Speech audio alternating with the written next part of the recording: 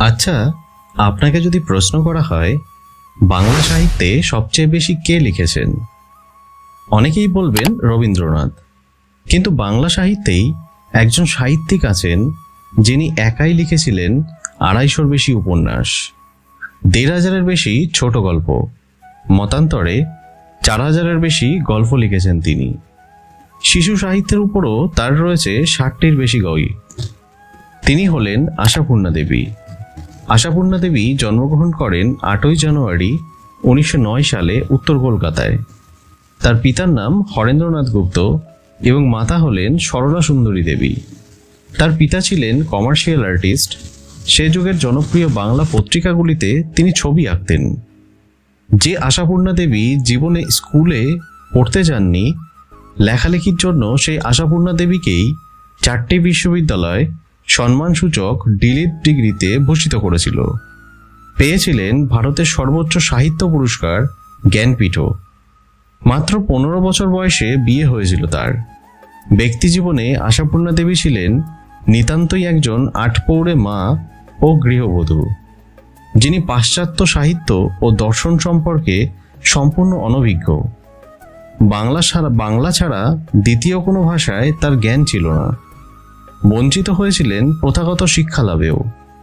তার পড়াশুনো যা শেখার সব তার দাদার কাছে বিভিন্ন পড়া শুনে আর পত্রপত্রিকা পড়ে।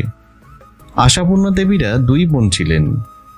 ছোটবেলায় তারা ২ বোন মিলে জেদ ধরেছিলেন যে স্বয়ং রবীন্দ্রনাথের কাছে চিঠি পাঠাবেন।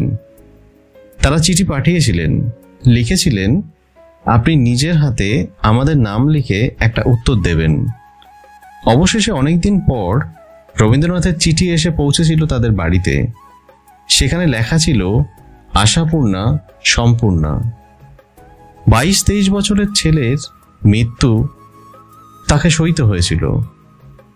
শোকে তাকে বহুদিন বিপর্যস্ত করে রেখেছিল, কিন্তু তখনও তার কলম চলেছে, লিখে গেছেন তখনও। লেখালেখির এক জেদ তাকে আজীবন তাড়িত করেছে। তার আত্মকথায় তিনি লিখেছিলেন, স্কুলে পড়লেই যে মেয়েরা বাচাল হয়ে উঠবে এই তথ্য আর কেউ না জানুক, আমার ঠাকুমা ভালোভাবেই জানতেন, এবং তার মাতৃভক্ত পুত্রদের পক্ষে ওই জানার বিরুদ্ধে কিছু করার শক্তি ছিল না।